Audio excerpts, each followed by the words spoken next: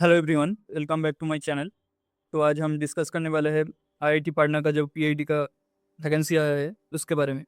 तो आपको ओपन करना है iitp.ac.in। तो आप इस वेब पेज में आ जाएंगे। उसके बाद नीचे जाएंगे और ये जो डॉक्टरेट या लर्न मोर पे क्लिक करना है।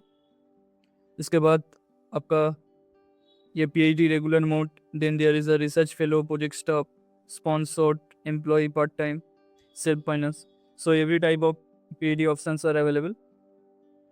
तो ये जो नोटिस बोर्ड है, इधर जाएंगे,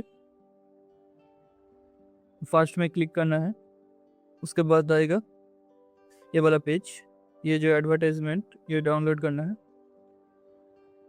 तो ये वाला पीडीएफ ओपन होगा, आईआईटी इंस्टीट्यूट, आईआईटी पटना।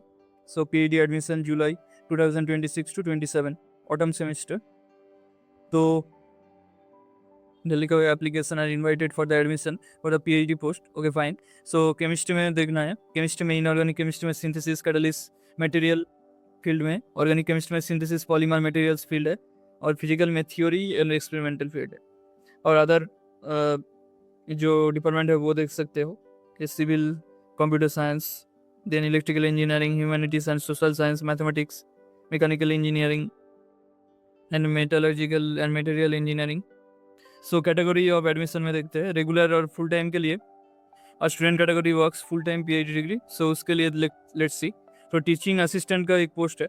सो सी और he receive the assistantship from the institute. तो उसके लिए जो कंडीशन है तो देखते हैं। तो बी आपके पास B Tech, BS, MSc, MA, MBA, MCA कुछ भी होना चाहिए।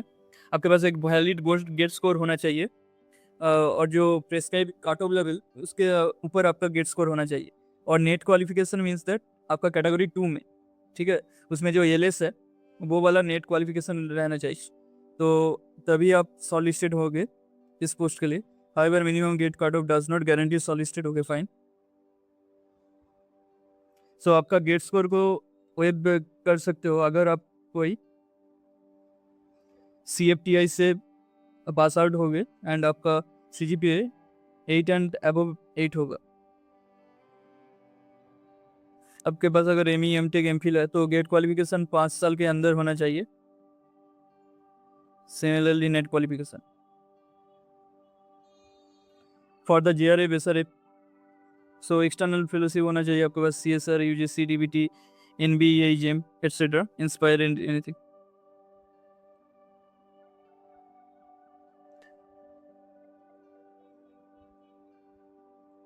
तो आपका एडमिशन वो जुलाई से जनवरी सेशन तक होगा। सो आपके पास अगर एक्सटर्नल फेलोशिप है तो आप सारा पूरा ईयर तक अप्लाई कर सकते हो। पीएचडी का जो साइकिल है, एक जुलाई का साइकिल है, एक जनवरी का एडमिशन का साइकिल है। तो उसमें आपका एडमिशन होगा। प्रोजेक्ट स्टाफ जो है, तो आप अगर कोई प्रोजेक्ट स्टाफ हो आईआईटी पटना का, सो R&D यूनिट, सो आपके पास एक वैलिड गेट स्कोर होना चाहिए, वो 5 साल से कम में होना चाहिए, और नेट क्वालिफिकेशन भी हो तो भी चलेगा 5 साल से कम। तो आपको चाहिए NOC चाहिए, और उसका जो कंडीशन है ये आप चेक कर सकते हो। स्पॉन्सर्ड और फुल टाइम जो पीरियड है उसके लिए आप अगर अभी काम करते हो कोई R&D organisation, academic institution, university और कॉलेज और PSU में, तो आप इधर अप्लाई कर सकते हो। तो आपके पास 2 ईयर मिनिमम वर्क एक्सपीरियंस होना चाहिए और NOC होना चाहिए, और कंडीशन इधर चेक कर सकते हो। एम्प्लॉय एंड पार्ट टाइम, सो इसके लिए आपके पास 2 ईयर का एक्सपीरियंस चाहिए, वर्क एक्सपीरियंस, एंड इसके लिए सारा कंडीशन इधर देख सकते हो।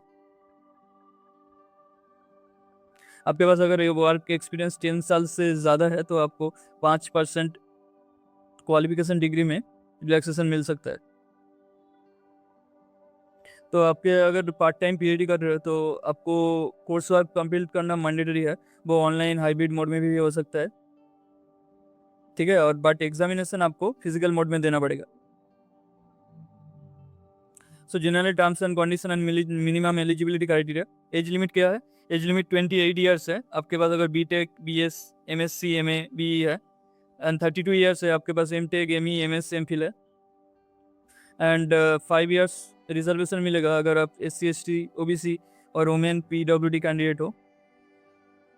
मिनिमम एजुकेशन क्वालिफिकेशन देखते हैं, तो PhD in the engineering science, so candidate same tech M degree, तो आपके पास 6.5 CGPA और 60% मार्क्स होना चाहिए। Bachelors degree in engineering relevant branch area, आपके पास 6.5 और 60% मार्क्स होना चाहिए। मास्टर डिग्री आपके पास अगर है तो आपके पास 6.5 CGPA और 60% मार्क्स होना चाहिए। So same conditions here also given, so आप देख सकते हो ये सारे। तो डायरेक्ट एडमिशन है, उसमें क्या, उसमें आपके पास कोई फेलोशिप नहीं होना चाहिए, मतलब इंस्टीट्यूट ही आपको फेलोशिप देगा। तो आपका BTech BS from CFTIs and with in last 5 years, 5 साल के अंदर आपका होना चाहिए, एंड CPI और CGPA 8 से ज़्यादा होना चाहिए। Similarly for the masters in the from the IITs और IISc graduate, so with in 5 years, and आपका CGPA 8.5 से ज़्यादा होना चाहिए। रिलैक्सेशन देख सकते हो इधर, रिजर्वेशंस। फाइनेंशियल सपोर्ट कितना मिलेगा, सो आपको पहले 2 साल के लिए 37,000 मिलेगा, उसके बाद 3 साल के लिए 42,000 मिलेगा। अब देख सकते हो withdrawal policy, health care, accommodation, application procedure. So basically category teaching assistant, research fellow, project staff, इसके लिए जनरल के लिए 1,000 रुपीज़, SC ST के लिए एंड 500 रुपीज़। अगर आपके पास स्पॉन्सर्ड और फुल टाइम के लिए टोटल सब जो कैटेगरी है उनके लिए 1,000 रुपीज़ है। और पेमेंट का जो लिंक इधर देख सकते हो, ये वाला वेबसाइट में जाके आप पेमेंट कर सकते हो, और ये जो लिंक है इससे आप एप्लीकेशन सबमिट कर सकते हो। तो बेसिकली आपका अगर फॉर्म फिलअप हो जाए तो आप उसका प्रिंट निकलना है, उसके साथ आपका जो सारा मार्कशीट है, आपका नेट गेट का जो क्वालिफिकेशन सर्टिफिकेट है, NOC सर्टिफिकेट, ई-रिसिप्ट है, सब कुछ आपके पास सेल्फ अटेस्टेड होना चाहिए during the time of interview. So आपको पोस्ट से कोई डॉक्यूमेंट्स नहीं भेजना होगा। सो इम्पोर्टेंस डेट के बारे में अगर बात करें तो स्टार्टेड डेट है 24 मार्च से स्टार्ट हो रहा है और अप्रैल का 20 तक वैलिड है।